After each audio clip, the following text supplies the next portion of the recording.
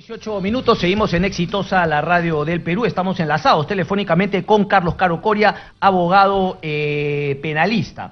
La audiencia por encubrimiento contra el ex fiscal de la Nación va el día de mañana. ¿Cómo queda lo que decidió el Congreso de la República que se le puede investigar y ahora esta labor que inicia la Fiscalía y, qué tan fuertes son los indicios, las pruebas para que este tema pueda proceder? Carlos Caro, un placer como siempre. Muy buenos días. ¿Cómo estás? ¿Qué tal, Cristian? ¿Cómo te va? ¿Qué tal? Muy bien.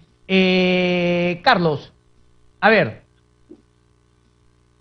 ¿qué pasa en la Fiscalía con Pedro Chávarri el día de mañana? Y esto, ¿cómo se engancha finalmente con todas las críticas de que el Congreso ha blindado a Pedro Chávarri? Es decir, solamente se le ha permitido ser investigado por este delito de encubrimiento real. Sí, Cristian, mira, hay varios temas sobre la mesa. Para empezar, que la imputación que ha autorizado el Congreso, que es solamente por encubrimiento real, es una autorización muy limitada y muy restringida. Y ya la Corte Suprema ha establecido en varias ocasiones que lo único que debe de validar el Congreso son los hechos. La calificación jurídica le corresponde a la Fiscalía, le corresponde al Poder Judicial. Y no sería la primera vez en que el Poder Judicial cambia la tipología, es decir, el nombre del delito, el tipo penal, aplicable al investigado.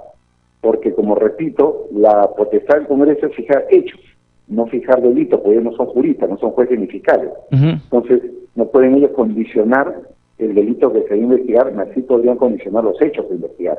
Entonces, de momento, lo que se tiene es un hecho vinculado a la desaparición, el entorpecimiento de la actividad probatoria de la Fiscalía, y eso es lo que se va a debatir en audiencia. En esa audiencia, la Fiscalía podría proponer y el Poder Judicial aceptar un cambio en la tipificación de manera que se incremente o se incorporen nuevos delitos, en base al mismo hecho que ya autorizó el Congreso. Pero no sería la primera vez que eso sucede.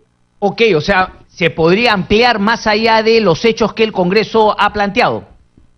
O sea, más que los hechos, el delito, ¿no? El Congreso ha autorizado solamente el delito de encubrimiento, pero en base al hecho, que todos conocemos, y el público, hay videos, en base a ese hecho, la Fiscalía podría decir, señores jueces, la Corte Suprema, califiquen esto no como encubrimiento, sino califiquen esto como, por ejemplo, obstrucción a la justicia, por poner un ejemplo. Ok. Entonces, el Poder Judicial, el mismo hecho, pero obviamente con una perspectiva más penal, le podría justamente sumar y incluir la tipificación de otros delitos por ese mismo hecho planteado por el Congreso. Exactamente, ¿no? Exactamente. Y eso, como reitero, daría lugar a que simplemente se apliquen las potestades judiciales, porque quien decide la calificación de un delito no puede ser el Congreso. Los congresistas no son juristas, no son abogados, no son jueces, no son fiscales, no pueden ellos condicionar, digamos, qué artículo del Código Penal se aplica. Lo que ellos pueden decir es que se investigue tal hecho, pero ya el Poder Judicial decidirá cuáles son los delitos aplicables, ¿no? Correcto. Solo que acá en el Perú, lamentablemente, se parte de una interpretación, a mi juicio inconstitucional, de la potestad del Congreso, de fijar hechos, fijar tipificaciones, todo, y al final el debate es un debate donde se pierde en cuestiones netamente políticas, ¿no? De ahí las sospechas o las dudas sobre el blindaje. Correcto, correcto. De acuerdo a tu conocimiento, Carlos, ¿cuáles otros delitos? Porque, claro, se habló de encubrimiento real, pero habría otro tipo de encubrimiento. ¿Ese también podría ser incluido? Tú has hablado de, obviamente, del encubrimiento real.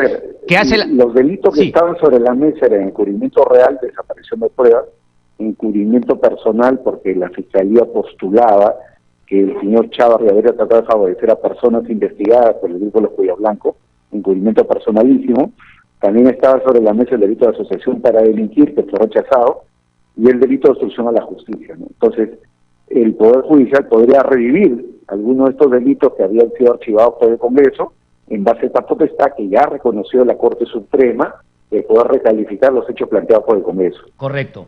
El diario El Comercio el día de hoy, Carlos, dice, ¿no?, en su página 6, en la misma reunión, según las fuentes, el fiscal Chávarri anunció que llevaría la investigación que se le sigue por el deslacrado de una de las oficinas del Ministerio Público, estamos hablando justamente del mismo encubrimiento real, ¿verdad?, a la Comisión de Fiscalización del Congreso. ¿Eso es factible y para qué lo haría?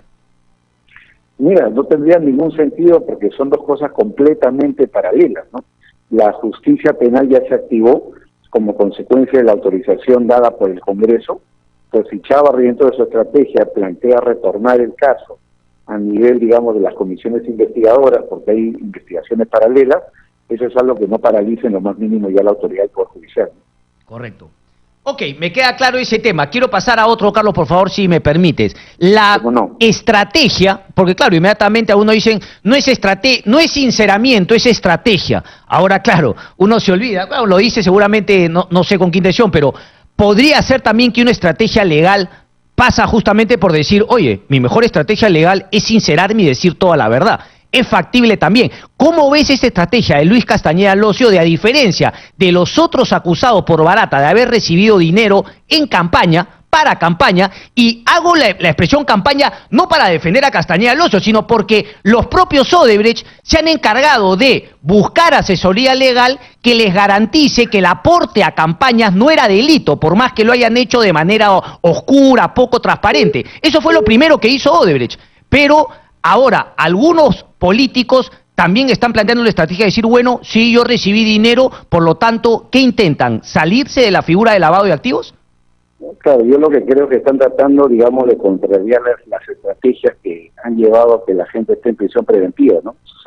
Susana Villarán negó haber recibido dinero, luego lo aceptó ya tardíamente y ya le cayó su prisión preventiva. Lo mismo fue en el caso de Keiko, etcétera, etcétera. Nadine, Ollanta, etcétera. Exactamente, entonces creo que el señor Castañeda está buscando seguir la ruta contraria, decir, oye, acepté la plata, la recibí, pero eso no es delito, ¿no? Y eso desde el punto de vista penal puede ser plausible, pero tiene sus debilidades. ¿Cuáles, por ejemplo? Es un reconocimiento tardío para empezar.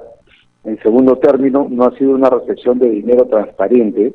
Y en tercer lugar, eso abre la puerta para que se investigue si es que él, siendo burgomaestre, es decir, ya alcalde, muy bien, ha incurrido en alguna práctica de favorecimiento a esta empresa.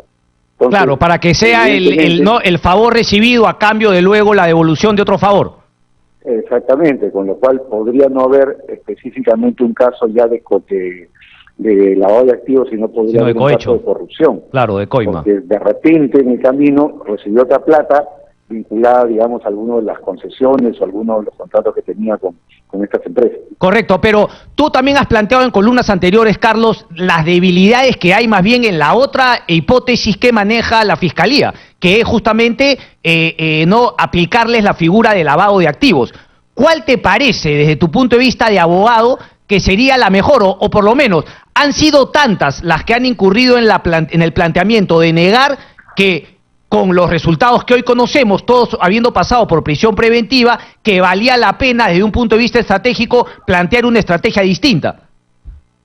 Claro, acá Castañeda lo que quiere sostener es de que el aporte ha sido, entre comillas, transparente, pero como decía hace un momento, tiene su debilidad porque el aporte no fue registrado ante la OMPE, no fue tampoco registrado dentro de las actas o la planilla, digamos, del partido. Sí. Por ese lado tiene sus debilidades. Y creo que más bien, a diferencia de los otros casos donde el tema del lavado parecía ser el único camino, por ejemplo en el caso de Keiko, que nunca fue presidenta, nunca fue autoridad, a través de la recepción de esos dineros, Castañeda sí lo ha sido, con lo cual él se acercaría más al caso de Villarán y podría dar lugar a que la Fiscalía investigue si había algún favorecimiento a la empresa y en consecuencia imputar ya más que lavado, imputar un hecho de corrupción, ¿no?